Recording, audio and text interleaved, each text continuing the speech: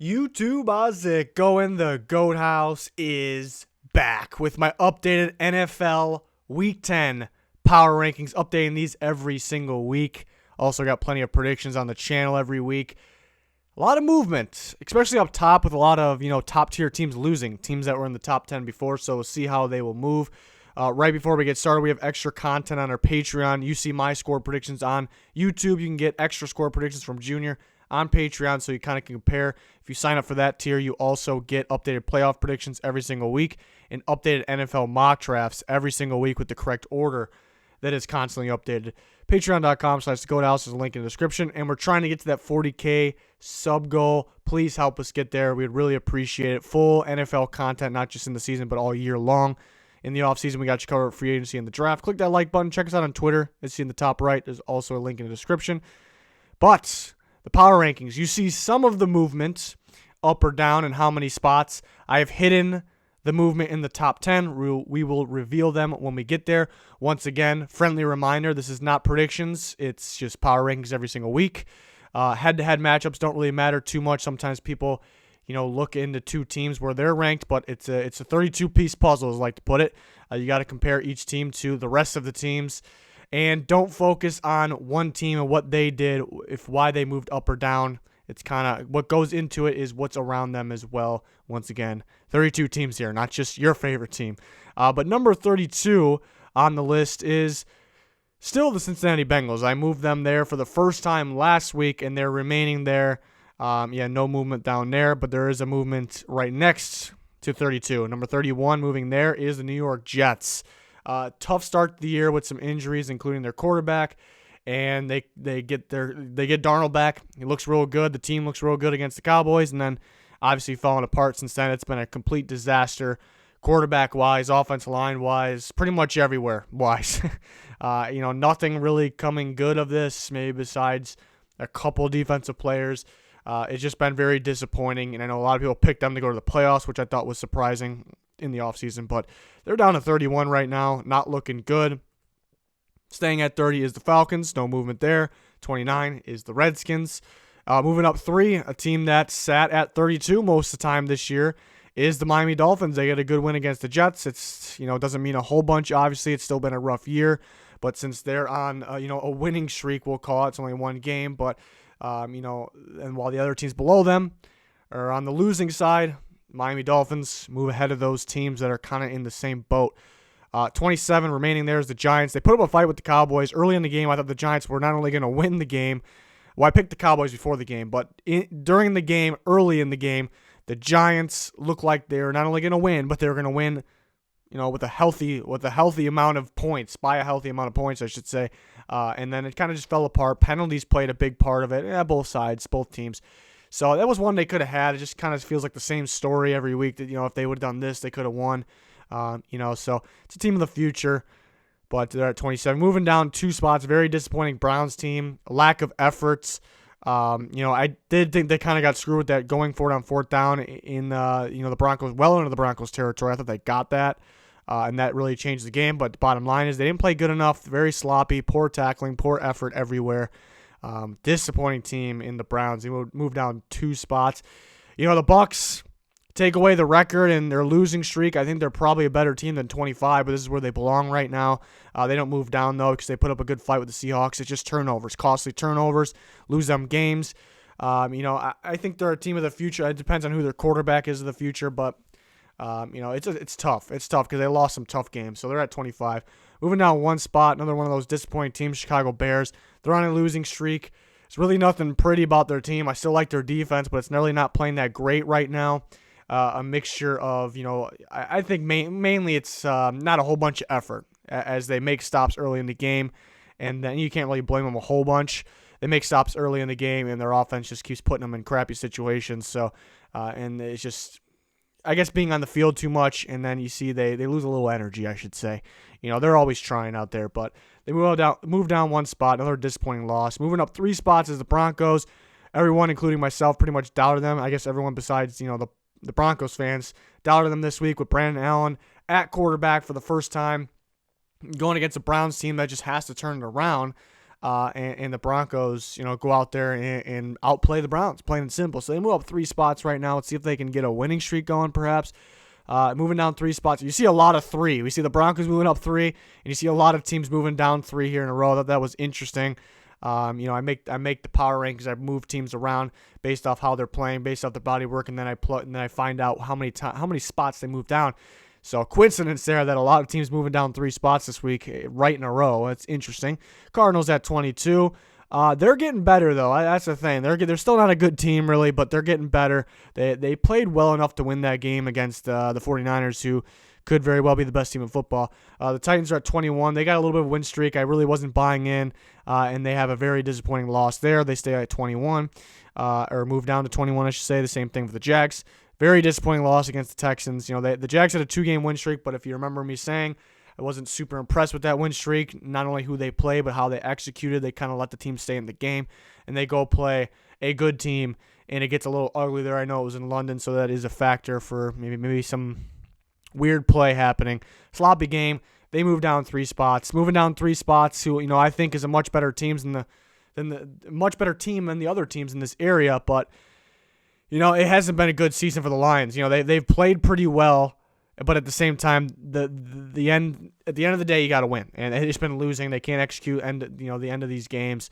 It's unfortunate because this team's better than this, but right now, where they sit, the way they're ending games here, this is where they belong. They're down 3 spots to 19. But I do think they're, at the end of the day, take away the record, take away losing streak. I think they're better than this, so it's unfortunate. Team that's starting to win now is the Steelers. Haven't maybe played the best teams up until the Colts, and then, Brissett gets hurt, so you kind of got to keep that in mind, but they are winning right now. They're executing while they have some injuries, big-time injury at quarterback, obviously. So they're up 3 spots to number 18. Up to number 17 is the Chargers. They're getting healthier, and they're getting better. They just beat 2 NFC North teams in a row. They really handled the Packers, who were a top-tier team, 7-1 team. So that is impressive enough to move them up 5 spots. It's a lot, but I don't want to move them up anymore from that. You can't move them anymore. I want to see more, which I think they can do. They're healthier now, and they got a little momentum. So that's where they're up to. And they're actually playing number 16 this week in the Raiders, up 4 spots. So that's pretty interesting, 16 versus 17 this week. The Raiders, they've been close with some pretty good teams. You look at the Packers, you look at the Texans, pretty close in those games, played pretty well, just not well enough. And then they go out and play the Lions in a pretty good game. I still think that's a valuable win. Not crazy valuable, but it's a good win. And while you see a lot of those teams, Lions, Jags, Titans, Cardinals, losing there, it helps them move up 4 spots into the top 16. Let's see if they can stay consistent. I like this offense a lot. See if they can do it. Not moving around really at all. The Eagles 15. They got a good win against the Bears. That's not a super valuable one, but at the same time, it's more of what's going on ahead of them. You just can't really move them up ahead of the teams ahead of them. That's the bottom line there. And the same goes for, it's tough not moving this team up, but the same pretty much goes for the Panthers. What stings a little bit is that loss 2 weeks ago. I know it was against the Niners, but giving up 51 points, when you finally play a solid team, that one hurts a little bit, kind of sticks with me a little bit while I'm doing this. But they get a good win against the Titans. That was a great win. Not an extremely valuable win, but it's a good win. But it's mainly what's going on right ahead of them. It's just so hard to move a team like the Panthers up. They're on a 1-game winning streak. Let's see them stay consistent. I don't want that Niners game to pop up again. That kind of sticks with me a little bit. But again, after a good win, it's tough not seeing them move up. But once again, it's what's moving, what's going on around them. And you will see the Rams actually moved down 3 spots for not even playing. Once again, it's not what they did. They didn't play while other teams kind of had to move up. They had to get that extra bump. Almost moved the Panthers ahead of them, but again, it's a 1-game winning streak. Wasn't the greatest win. They just lost, giving up 51 points. I want to see a little bit of a streak here with the Rams. Yeah, they had a bye. They can regroup. I think they're going to, get going down the line here.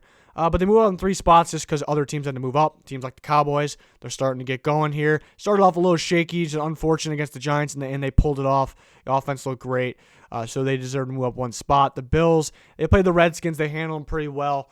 Move up 1 spot. I don't know I still want to see if their team actually matches their record. They played a little easier competition.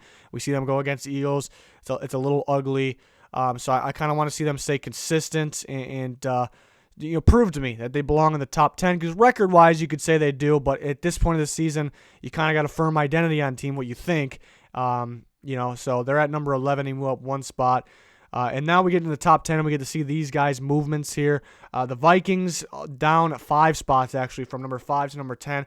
I'm not worried at all about the Vikings' talent. They have the talent, but just executing down the line in games. That game, if you watch the Vikings-Chiefs game, there is a long list of ways they could have and should have won that game, and they just didn't do it. That's the bottom line. They have the talent, but they just didn't win, and that's a game you got to win. So they're down 5 spots to number 10. They were at number 5, so that's unfortunate right when they got going. But again, not really worried about their talent, but some things do worry you about the execution down the line. Coaching and, missed extra point, I guess, kind of costing them. And the team they just played, the Chiefs, went up 2 spots. They got backups in, and they're still able to win. They're still able to put up fights against other teams, even though they lost. They get Chris Jones back, and he's a dominant player. And I picked this team to win a Super Bowl before the season, and I'm gonna say I may go back to that if this team's fully healthy. I may go back to them being the best team in football, and Chris Jones plays a big part of that. You see when he's back, he finally came back, and that guy is dominant, absolutely dominant, fun to watch. Up 2 spots to number 9. Number 8, interesting one. What do you do with the Colts? They only move down 1 spot. They lose the Steelers. You look at it that way. How are they only moving down 1 spot? Brissett gets hurt. Brissett stays in. There's no question in my mind they win that game. At the end of the day, it's a week-by-week power rankings. They did lose. So you have to, I move them down 1, but I can't punish that team too much. It's a very good team. I think they win that game. It's an assumption, so I can't keep them the same or move them up. I guess depending on what's going around them. I just really couldn't move them down more than 1 spot. They've had a pretty darn good season. We'll see what happens with the injuries. T.Y. Hilton's out, and now Brissett could play this week. I would almost sit him against the Dolphins, but again, you can't afford to lose that one. It's possible with Hoyer playing. Not that he played terrible. The pick 6 was pretty terrible, but other than that, he didn't play that bad. But he can definitely lose to the Dolphins. It's definitely possible. So we'll see. They got a tough choice there. Moving up to number 7 is the Texans, moving up 2 spots. Very impressive. They beat a solid Raiders team a week ago, and then they dominate the Jags in London. You don't know what's going to happen in London. You just got to go in there. Division rival, too. You got to go in there and play your best ball. That's what they did. They dominated that game without J.J. Watt. Laramie Tunsil was out, too. So very impressive. It's good to see them. That's been one of the teams that, you look at the Cowboys, the Colts, the Texans. Those are the teams that I worry about staying consistent the most, maybe.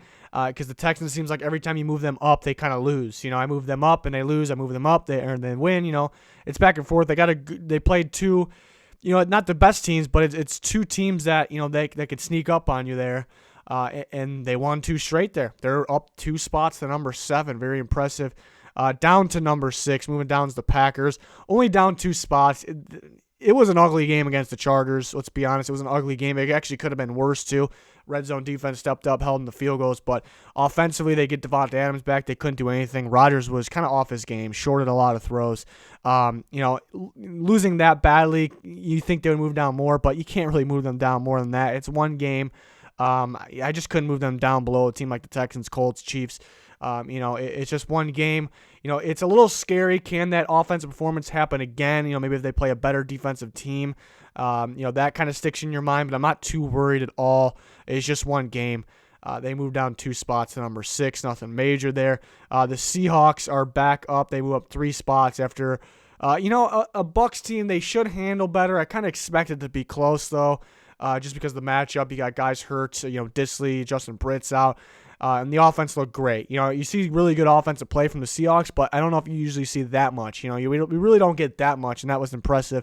And at the end of the day, it's week-by-week power ranking, and they're on the winning column. They're on the winning column right now, so that's kind of what put them up ahead of teams like who they are really close to, like the Packers, like the Colts, like the Vikings. Those teams they have to move ahead of here in Week 10. So they're up 3 spots to number 5 there. This is where it gets real interesting. Number 4 is actually going to be the Patriots. Only 1 loss, but they're coming off a pretty bad one there. They finally play a good team. I wasn't one of the people punishing them for their weak schedule. They didn't make their schedule. You go out and dominate. You go out and win. you get the credit, and that's how it is. But now they play a good team, and they couldn't really do much against them. That one hurts a little bit. That's on your resume there. That's on your body of work. They'll bounce back. There's some people thinking, okay, they just can't play against good teams. It's not the same team. They're a little weaker in some spots that we're used to, but they're also stronger in some spots than we're used to. The team will be just fine. Just after week 9 going into week 10, they're at number 4. And the team they just played, a team that is a very scary team, up 3 spots. And I've been saying it really all year. And I said it after 2 weeks ago. My team, who was the last team I would want my team to play? It's the Ravens. It's the Ravens. I don't want to play against that team. Lamar Jackson is just so dangerous, proving people wrong.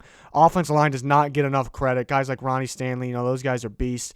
They got a tough role, too. It's not the easiest offensive line. Not the easiest scheme, too. And the defense is getting better and better. You see them with different looks. You see them with 6 guys in the secondary. You see them low in the box and blitzing better than anybody. It's a scary team. It's a real good team. They're coming off, they had a win against the Seattle Seahawks, a few weeks ago, and they got a dominating win against the Patriots now, and it's super impressive. So they're up 3 spots to number 3.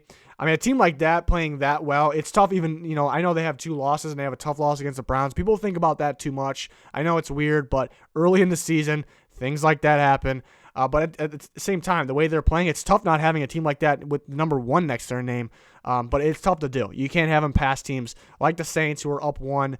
They're both sides of the ball. No matter who's at quarterback, dominant. Both sides of the ball. Very well coached team. Only 1 loss. It was the game that Breeze got hurt. The officiating was terrible. And again, like I said with the Ravens, with the Browns, it was early in the season. You can't have any takeaways. You can sit there and say, yeah, it's crazy the Ravens lost to the Browns. It's crazy the Saints lost to the Rams. Not that crazy, but you could say that, but you can't have any takeaways from it. You just can't. I say that every year. It's early in the year. No takeaways. You move on. So they're up 1 spot.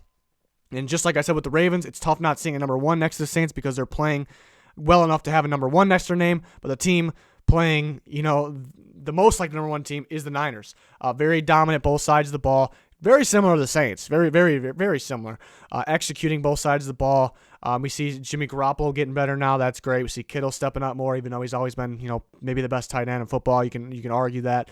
You get the running back group, the offensive line. You see guys get hurt like McGlinchey, Juszczyk, the fullback get hurt. Guys step up. They still block really well. They still play at the same level. Defense has been great. Like I said, pass rush might be a bigger key than quarterback. You can actually argue it. Most likely, if I had to sit here and say what's the most important thing, it's quarterback play. But you can make the case that consistent pass rush is, a game changer. How you win games. The Niners have it, and they're undefeated at the end of the day. Like I say, record doesn't matter all that much to me when we have identity on team. But being undefeated is a different level. You see these teams, I know the Packers weren't undefeated, but it's a great example of a team. They were dominant. They're 7-1. I still think they're a dominant team, but they slip up against the Chargers. It happens, So it's tough to stay on a streak and tough to stay, undefeated. And the Niners did that. The Niners are doing that right now, and it's super impressive. So you just have to have them at 1. Whether you take away records and who do you think the best team is, and you want to say the Saints, yeah, that's perfectly fine. But in power rankings is the way I do it. But I think there's a clear top 3. The Niners, Saints, Ravens, those teams are feeling it. At the end of the day, yeah, the Patriots are part of the elite group, no doubt. They'll be the 1 seed in the AFC, most likely. You can't rule out the Ravens, the Chiefs, the Colts, the Texans. But, well, let's be honest here. People ripping the Patriots, do you really want your team to play them in the playoffs? Talk to me then when your team's lined up to play them in the playoffs, But just at this time, that's where they're at. A lot of big games this week, so really excited for that. We'll have our predictions like we always do. Tuesday nights, we have the straight-up picks with the boys of the Goat House. And then Wednesdays, I do my score predictions. Junior does his score predictions on the Patreon on Wednesday nights. So we got a lot going on here. A lot going on, not just in season, in the off season. So join us for all of that. Click that subscribe button. We're trying to get to that 40K goal. Really appreciate it. That's going to do it for this one, though. Thanks, everyone, for watching. Goodbye.